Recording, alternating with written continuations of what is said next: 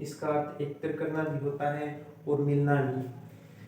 परिभाषा के रूप में देखें तो किसी व्यक्ति के सामाजिक सांस्कृतिक जीवन का विश्लेषण करना ही क्या कहलाता है, साहित्य कहलाता है। ठीक है साथियों, तो ये हो गई साहित्य के बारे में। अब ये जो हम देख रहे हैं वो सामान्य जानकारी है, हालांकि यहाँ से प्रश्न तो कम ही बनते हैं, लेकिन ये सामान्य जानकारी भी रखना जरूरी है। ठीक है, अब हम देखते हैं इतिहास के बारे में, इतिहास शब्द के बारे में। इतिहास शब्द जो है वो इति प्लस है प्लस अस प्लस अस प्लस ए के योग से बना है इतिहास। इतिहास में देखें तो इति का अर्थ होता है समाप्ति, इति का अर्थ होता है समाप्ति, है का अर्थ होता है निश्चित, है का अर्थ क्या होता है निश्चित, और अस का अर्थ होता है होना। तो इस तरीके से इतिहास जो शब्द है उसका अर्थ हुआ जिसकी निश्चित रूप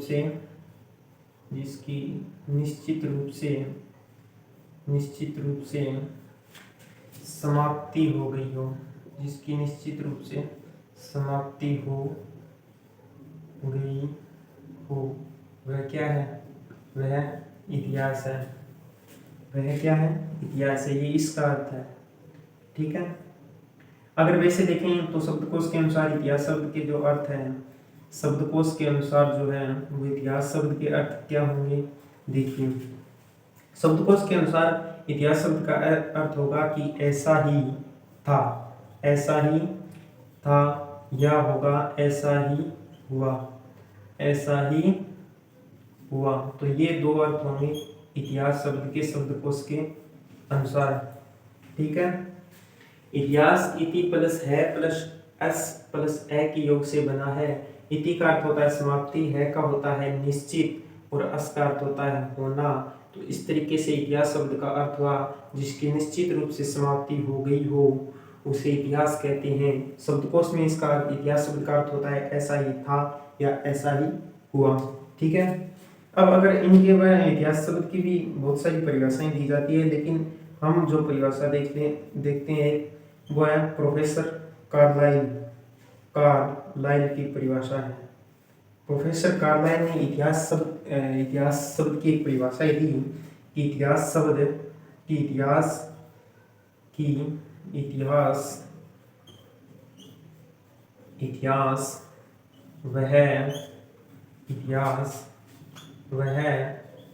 दर्शन है, इतिहास वह दर्शन है जो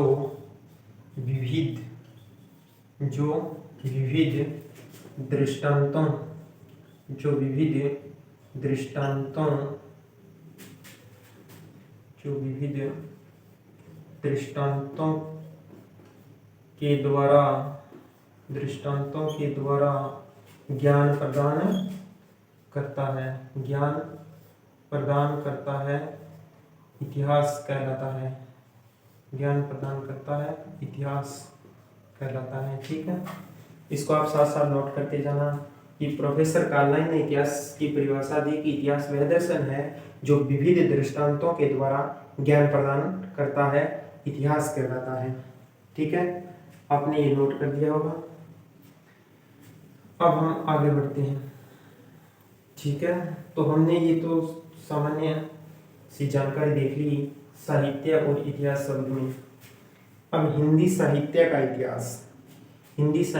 इतिहास देखें तो इसके बारे में, लेखन के बारे में चर्चा करेंगे। लेखन कब से कब शुरू हुआ, इनसे चर्चा करने से पूर्व हम एक चीज देखेंगे, लेखन कब से शुरू हुआ। इसको देखने से पहले हम देखेंगे कि लेखन किस प्रकार से किया जाता है। तो लेखन के लिए विभिन्न प्रकार की जो है वो विधियां काम में ली जाती है, विभिन्न प्रकार की विधियां या पद्धतियां काम में ली जाती हैं। तो वो पद्धतियां कौन कौन सी है, आइए देखते हैं। लेखन पद्धतियां, ठीक है, लेखन पद्धतियां कौन कौन सी हैं। तो एक नंबर देखिए आप, लेखन पद्धतियों के अंदर आप हेडिंग डालिए कि हिंदी साहित्य के इतिहास का लेखन, फिर उसके अंदर डालिए पद्धतियाँ। पद्धतियों में पहली पद्धति जो हम देख रहे हैं वो है वर्णानुक्रम, वर्णानुक्रम पद्धति, वर्णानुक्रम पद्धति। यानी जिस पद्धति के अंदर जो इतिहास लिखा जाता है उसमें साहित्यकार जो है वो कवियों को साहित्यकार के द्वारा जो है साहित्यकार कवियों या लेखकों को साहित्यकार कवियों या लेखकों का वर्गीकरण जो है वह वर्णमाला के अनुसार करता है। ठीक है, यानी कवियों का जो वर्गीकरण करेगा उसके अंदर पहले जैसे ए आता है तो ए से लेकर है तक जितने भी कवि आएंगे उनको उनके नाम के अनुसार सेट करते हैं। ठीक है, जैसे अब देखें कि किसने ऐसा किया, तो पहला नाम आता है गारशा द तासी और शिव सिंह सिंगर के द्वारा ऐसा किया गया, जिन्होंने जो है वो ये इतिहास पद्धति जो अपनाई लेखन की वह वर्णानुक्रम पद्धति थी। ठीक है, इसके बाद में आता है कालानुक्रम पद्धति।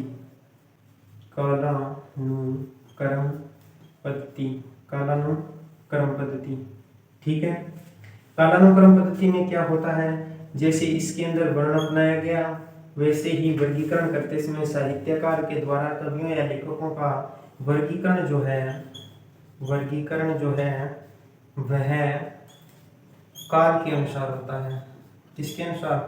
काल के अनुसार वर्गीकरण किया जाता है। ठीक है, काल के अनुसार वर्गीकरण किया जाता है।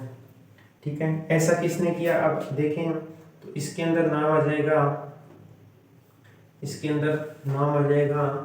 एक तो अपने ऐसा किया मिस्र बंधुओं ने ऐसा किया, और एक जो है वो अपने ग्रियर्सन ने ऐसा किया। ठीक है, तो उन्होंने जो इतिहास लेखन लिखा उसके अंदर कालानुक्रम पद्धति थी।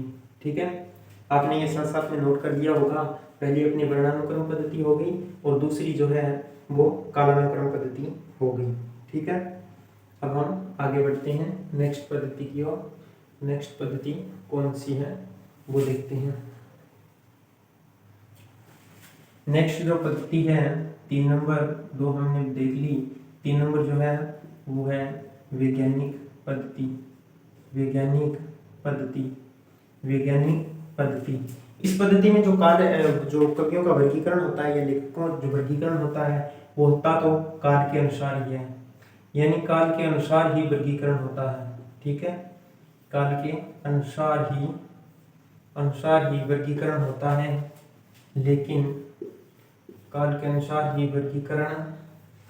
है, लेकिन इसके अंदर जो कवि होता है, जो साहित्यकार जो होता है ना, वह तटस्थ रहता है या निष्पक्ष रहकर ही लेखन कार्य करता है। तटस्थ या निष्पक्ष भाव से लेखन करता है। ठीक है, यानी किसी एक पक्ष को लेकर ज्यादा या कम ज्यादा नहीं लिखता है, वो तटस्थ भाव से जो होता है वह लिखता है, किसी का पक्ष नहीं लेता है। ठीक है, अगली जो हमारी पद्धति है वो पद्धति है विधेयवादी पद्धति। हिंदी साहित्य के अंदर सर्वश्रेष्ठ जो पद्धति मानी जाती है वो यही है, विधेयवादी पद्धति।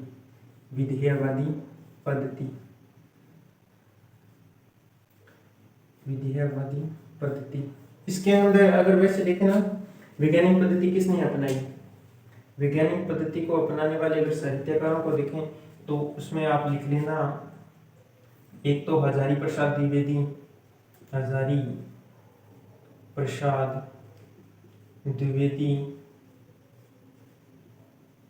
और एक लिख लेना गणपति चंद्र गुप्त, गणपति चंद्र गुप्त। ठीक है साथियों, ये दो वैज्ञानिकों, दो साहित्यकारों के नाम आप लिख सकते हैं। ठीक है, इनकी जो नीति होती है वो तटस्थ निष्पक्ष भाव की लेखन कार्य करते हैं। ये नाम से ही पता चल रहा है, वैज्ञानिक पद्धति। ठीक है, विधेयवादी पद्धति होती है, इसमें वैसे तो काल के अनुसार ही होता है, वर्गीकरण किसके अनुसार है, काल के अनुसार ही वर्गीकरण होता है, काल के अनुसार वर्गीकरण होता है। ठीक है, मैं कुछ शॉर्टकट लिखूं तो आप उनको समझ जाना है, पूरा लिख लेना। ठीक है, काल के अनुसार ही वर्गीकरण होता है, लेकिन विधेयवादी पद्धति में क्या होता है, जो लेखन कार्य कर रहा है साहित्यकार, वह क्या करता है, साहित्यकार जो है वह कवि या लेखकों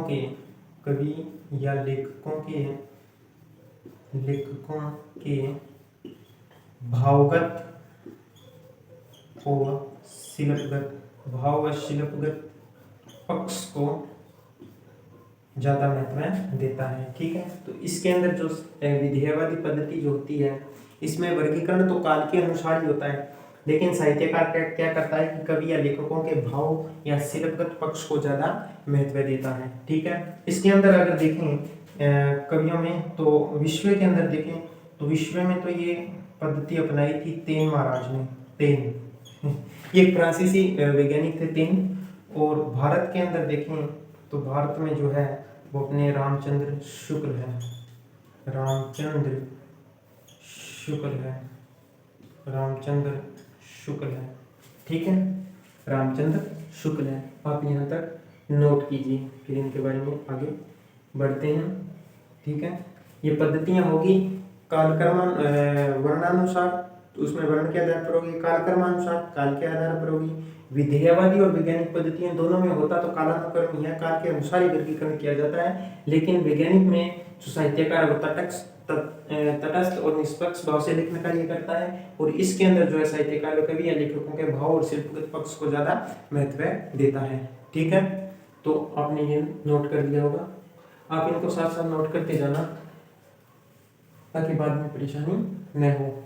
ये तो हो गई पद्धतियां। इसके अंदर एक आप देखिए, तेन ने जो साहित्य लिखा, तेन ने जो अंग्रेजी साहित्य लिखा, इंग्लिश लिटरेचर इन्होंने जो लिखा, इंग्लिश लिटरेचर इन्होंने लिखा, तो उन्होंने अपने साहित्य के अंदर तीन तत्वों को अधिक सक्रिय रखा, तीन तत्वों को अधिक सक्रिय रखा, या यूं कहें कि तीन तत्वों को अधिक महत्व दिया, तीन तत्वों को अधिक महत्व दिया, तीन तत्वों को अधिक महत्व, या यूं कहें तीन तत्व अधिक सक्रिय रहे। ठीक है साथियों, तो तीन तत्व कौन कौन से जो अधिक सक्रिय रहे उनमें देखिए, पहला था जाति, दूसरा था वातावरण, और तीसरा जो था वो था क्षण विशेष।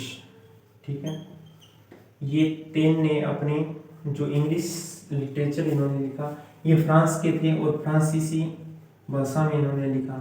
ठीक है, फ्रांसीसी थे ये। इन्होंने जो महत्व दिया वो तीन तत्व जो थे वो थे जाति एक वर्ग विशेष के लिए आया है, यहाँ पर इसका व्यापक शब्द है, वर्ग विशेष के संदर्भ में ये आया है, जिसके अंदर एक जाति की उन्हें किस प्रकार की चुनौतियों का सामना करना पड़ा उसको लेकर है। वातावरण से आता है, उस युग विशेष से आता है, जब साहित्य लिखा गया तो उस समय उस युग का जो वातावरण था उसके आधार पर आता है युग वातावरण। ठीक है, और जो क्षण विशेष है जिसके अंदर साहित्य लिखा गया, यानी जिसके अंदर जो साहित्य लिखा गया वो क्षण विशेष होता है, उसके लिए क्षण विशेष आया। ठीक है, इन तीन तत्वों को महत्व ज्यादा देते हैं। तेन कहता है कि जो साहित्य लिखा जाता है वो जाति, वातावरण और क्षण विशेष के आधार पर ही लिखा जाता है। ठीक है, लेकिन एक इंग्लिश के थे हडसन ने इनकी आलोचना की। ये इनके क्या थे, आलोचक थे। इन्होंने इनकी आलोचना की। आलोचना करते हुए इन्होंने कहा कि तेन ने जो है वो तीन तीन तत्वों को ही महत्व दिया है, यानी तीन तत्वों को ही महत्व दिया है। ठीक है, उन्होंने उपेक्षा करी है किसकी? उन्होंने उपेक्षा की है कवि के व्यक्तित्व, कवि के व्यक्तित्व और उसकी प्रतिभा की उपेक्षा की है। ठीक है, तो ये हर्षण ने कहा। तेन की उन्होंने आलोचना कर दी। इनका कहना था कि तेन ने केवल और केवल 3 शब्दों में ही साहित्य का वर्णन कर दिया कि साहित्य इन 3 शब्दों के आधार पर ही लिखा जाता है, 3 तत्वों को अधिक से क्रिया माना। लेकिन हर्षण ने कहा कि केवल और केवल इन 3 शब्दों का महत्व नहीं होता है, इनके अलावा जो है वो कवि के व्यक्तित्व और प्रतिभा के भी उसके अंदर महत्व होता है, जिससे कि साहित्य लिखा जाता है। ठीक है, तो अब हम देखते हैं, ये लिखना चाहो तो लिख सकते हो, लेकिन अब जो हम देखते हैं वो ज़्यादा इम्पोर्टेंट है, लेखन कार्य। अब देखते हैं हिंदी साहित्य के इतिहास का लेखन कार्य। लेखन कार्य कब से शुरू हुआ? लेखन कार्य, ठीक है। तो लेखन कार्य के अंदर वैसे देखें तो लेखन कार्य माना जाता है 19वीं शताब्दी से। कब से माना जाता है? 19वीं शताब्दी से। 19वीं शताब्दी से माना जाता है। 19वीं शताब्दी से माना जाता है। 19वीं शताब्दी से माना जाता है, या यूं कहें कि हम 1839 से माना जाता है। ठीक है, लेकिन यहाँ पर बात आती है, लेकिन कुछ रचनाएं पहले भी लिखी गई, तो क्या वो इसमें लेखन कार्य हम नहीं आएंगे? जरूर आएंगे, हम उनको पहले देखेंगे। ठीक है, वैसे तो लेखन कार्य 19वीं शताब्दी से ही माना जाएगा, लेकिन उनसे पूर्व भी कुछ रचनाएं लिखी गई जिन्हें हम देखेंगे। तो मैं एक तरफ वो कृतियां लिख रहा हूँ, एक तरफ उसके जो लेखक है उनको लिख रहा हूँ। आप उनको लिखते जाना, इनसे प्रश्न बनता है, इनसे प्रश्न बनता है। आप साथ साथ इनको नोट करते जाना। 84 वैष्णवन की वार्ता, 84 वैष्णवन की वार्ता, ये कृति है। आगे इसके कृतिका लिखते जाएंगे। 84 वैष्णव की वार्ता, 252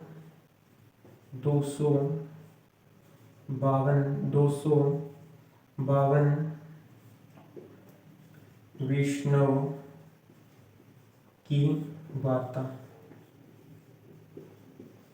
आप इनको साथ साथ नोट करते जाना। ये दोनों जो कृतियां हैं वो लिखी गई, ये दोनों जो कृतियां हैं वो गोकुलनाथ के द्वारा लिखी गई, गोकुलनाथ के द्वारा लिखी गई।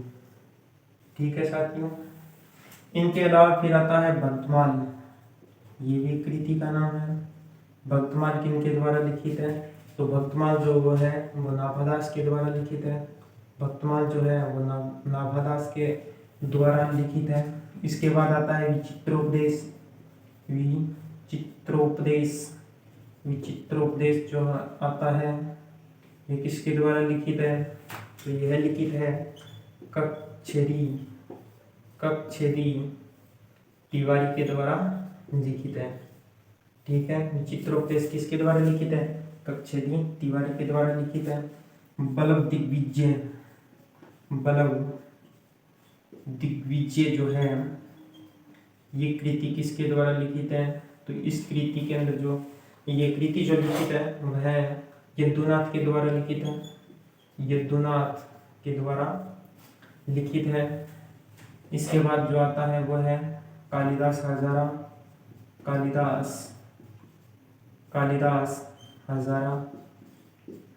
कालिदास हजारा जो है वो कालिदास त्रिवेदी के द्वारा लिखित है। कालिदास त्रिवेदी के द्वारा लिखित है। कालिदास त्रिवेदी के द्वारा लिखित है। इनके बाद जो आता है वो है कविमाला जो है वह हरिराय के द्वारा लिखित है। हरिराय के द्वारा लिखित है। आप इनको नोट करते जाओ, फिर हम और लिखेंगे आगे। ठीक है, 84 वैष्णव की वार्ता और 252 वैष्णव की वार्ता, ये दोनों जो कृतियां हैं वो लिखित है गोकुलनाथ जी के द्वारा, और भगतमाल जो है वो नाभादास द्वारा लिखित है। विचित्र उपदेश जो है वो कक्षेदी तिवारी का लिखित है। वल्लभ दिग्विजय वो यदुनाथ का लिखित है। कालिदास हजारा कालिदास त्रिवेदी के द्वारा लिखित है और कविमाला हरिराय के द्वारा लिखित है। ठीक है, आप इनको साथ साथ लिखते जाओ या इनका स्क्रीनशॉट ले लो जो भी हो। अब हम आगे बढ़ते हैं। कविमाला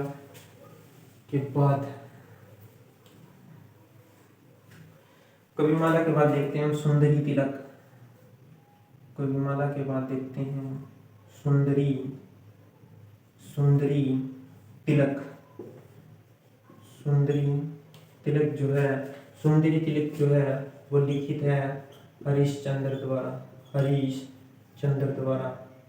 सुंदरी तिलक किसके द्वारा लिखित है? सुंदरी लिखित है हरिश्चंद्र के द्वारा। इसके बाद जो आता है वो है कवित रत्नाकर। कवित रत्नाकर जो है वह माता दीन मिश्र के द्वारा लिखित है।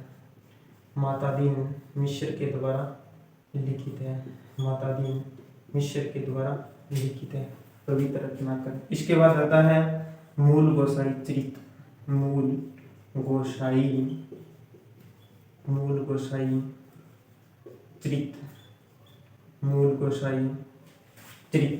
गोसाई चरित जो है वह बाबा बेनी माधव के द्वारा लिखित है। बाबा बेनी माधव के द्वारा माधवदास के द्वारा लिखित है। माधवदास के द्वारा लिखित है।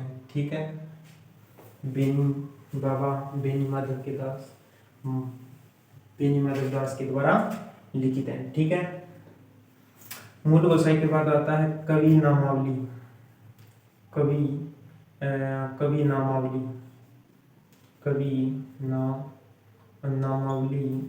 नामावली जो है वह लिखित है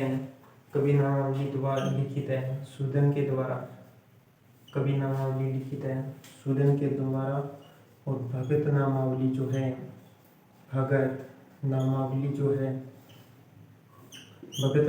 जो है वो है ध्रुवदास के द्वारा।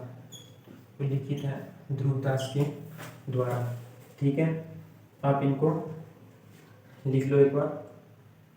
एक और दिखा देता हूँ, काव्य संग्रह जो है वह लिखित है महेश दत्त के द्वारा लिखित है। ठीक है, इतना आप पहले लिख लो। सुंदरी तिलक जो लिखित है वो हरीश चंद्र के द्वारा लिखित है। कविता रत्नाकर माता दीन मिश्र का है। मूल गोसाई चरित बाबा बेनी माधवदास का है। कवि नामावली सूदन का है। भगत नामावली ध्रुवदास का है। और काव्य संग्रह जो है वो महेश दत्त का है। ठीक है, आपने साथ साथ ये नोट कर रहे होंगे। इसके बाद एक और देख लेते हैं। फिर आता है श्रृंगार संग्रह जो है वह सरदार कवि के द्वारा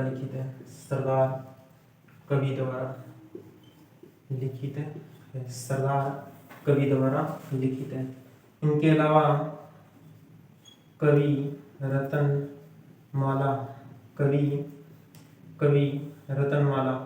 रतनमाला जो है वह मुंशीफ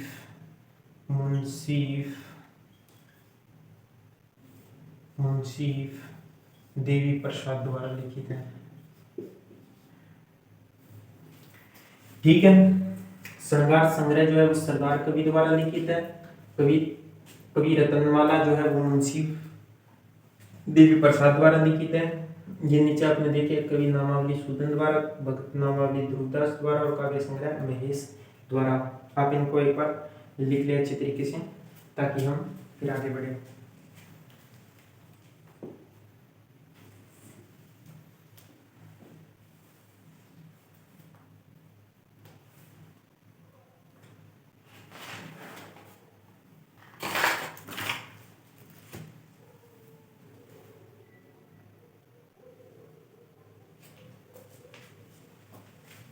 ठीक है साथियों, आपने ये लिख लिया होगा। अब हम इनसे आगे बढ़ें तो मैं आपको बता चुका था कि लेखन कार्य जो है वो 19वीं शताब्दी से माना जाता है। और 19वीं शताब्दी के अंदर जो वैसे तो लेखन कार्य 1839 आता है फिक्स, लेकिन वैसे 19वीं शताब्दी है, उनके जो 19वीं शताब्दी में है जो है उनमें जो विशेष महत्व रहता है जिनका, उनके बारे में हम कुछ पहले पढ़ लेते हैं, फिर उनका विस्तार से वर्णन देखेंगे। ठीक है। तो वैसे अगर देखें तो हिंदी साहित्य का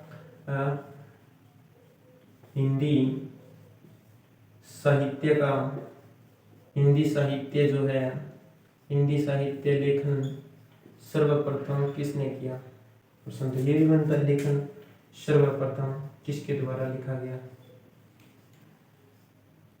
लेखन कार्य जो है वो सर्वप्रथम किसके द्वारा लिखा गया? तो ये लिखा गया 1839 के अंदर, 1839 के अंदर गारसा द तासी के द्वारा लिखा गया। ठीक है। हिंदी साहित्य लेखन सर्वप्रथम जो है वो सर्वप्रथम लिखने का जो प्रयास है, सर्वप्रथम प्रयास जो किसने किया, वो किया 1839 में गारसा द तासी के द्वारा।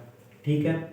वैसे देखें तो हिंदी साहित्य का सेकंड है, लेकिन वैसे देखें तो भारत में किसी भारतीय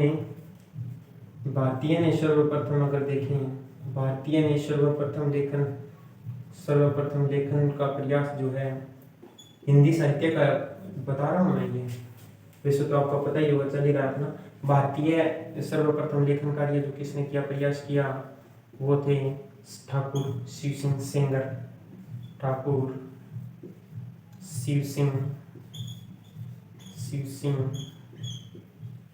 सेंगर, इनके द्वारा किया गया। वैसे ये सेकंड प्रयास था, लेकिन किसी भारतीय के द्वारा प्रथम प्रयास था। ठीक है। इसके बाद में आता है, ये किया गया था 1883 के अंदर, 1883 के अंदर। और फिर आता है सच्चे अर्थों में जो लेखन कार्य है, सच्चे अर्थों में सर्वप्रथम लेखन कार्य जो है वो किसके द्वारा किया गया? सच्चे अर्थों में सर्वप्रथम देखें तो 1888 के द्वारा, 1888 के द्वारा जॉर्ज एब्राहम ग्रियर्सन के द्वारा किया गया। ये सच्चे अर्थों में है। यहाँ पर कुछ शब्दों के हेरफेर होंगे, आप थोड़ा सा ध्यान रखें। ये सच्चे अर्थों में है। अब आगे जो हम देखेंगे वो परंपरागत रूप से है, और बाद में देखेंगे तो वो सच्चे अर्थों में परंपरागत रूप से है। ठीक है। तो उसमें सच्चे के साथ परंपरागत जुड़ जाएगा। आप इनको लिख लेना, लिख लो साथ साथ, फिर हम और लिख लेते हैं, कुछ रहे हैं 2-3। हिंदी साहित्य लेखन का सर्वप्रथम प्रयास जो है वो 1839 के अंदर गारसा द तासी ने किया। और भारतीय की दृष्टि से देखें तो लेखन कार्य का सर्वप्रथम प्रयास 1883 में ठाकुर शिव सिंह सेंगर के द्वारा किया गया। सच्चे अर्थों में देखें तो 1888 में जॉर्ज एब्राहम ग्रियर्सन के द्वारा किया गया। ठीक है साथियों, अब देखते हैं हम परंपरागत रूप से।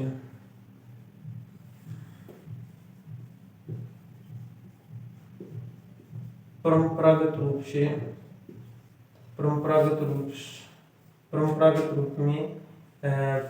रूप में अगर देखें, परंपरागत रूप में हिंदी साहित्य का जो परंपरागत रूप में हिंदी साहित्य लेखन का सर्वप्रथम प्रयास जो है तो किसने किया?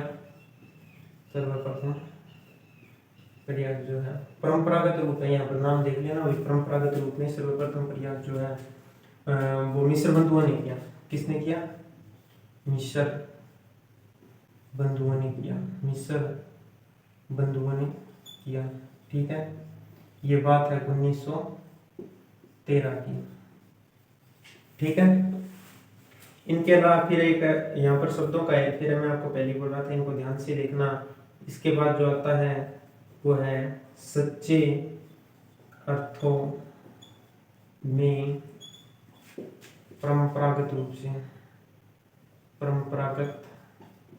सच्चे अर्थों में परंपरागत इतिहास जो है वो लिखने का सर्वप्रथम कार्य किसने किया?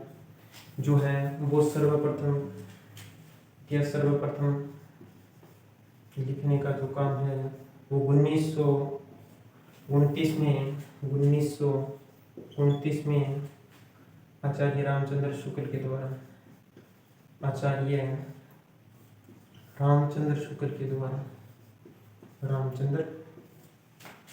द्वारा किया गया। ठीक है, ये आप 500 को देख लेना। इस सर्वप्रथम लेखन कार्य जो लेखन कार्य वो गार्सा देतासी ने किया था। द्वितीय भारतीय ठाकुर शिव सिंह सेंगर थे। फिर सच्चे अर्थों में देखें तो जॉर्ज एब्राहम ग्रेयर्सन थे। परंपरागत रूप से देखें तो मिस्र बंधु है। सच्चे अर्थों में परंपरागत रूप से देखें तो रामचंद्र शुक्ल हैं। ये 5 इस तरीके से आएंगे आपको घुमा फिरा कर। इनके अलावा 3-4 और हैं जिन्होंने लेखन कार्य किया। वैसे तो कई हैं लेकिन महत्वपूर्ण देख रहे हैं हम। तो फिर देखें तो आचार्य हजारी प्रसाद द्विवेदी, आचार्य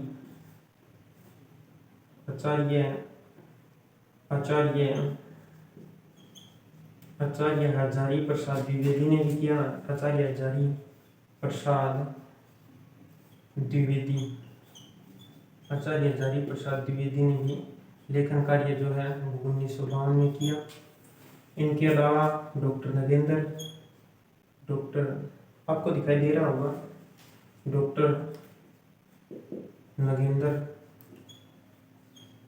चलो आपको ये ऊपर लिख देता हूँ, वहां पे इतने इतना लिख लिया होगा। इसके बाद में आता है डॉक्टर नगेंद्र ने भी साहित्य लेखन का कार्य किया। इन्होंने 1973 में लेखन कार्य किया साहित्य का। इसके बाद में आते हैं डॉक्टर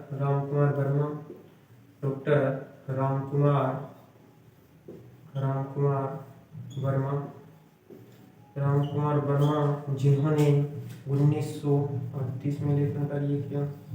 1938 में। फिर आते हैं डॉक्टर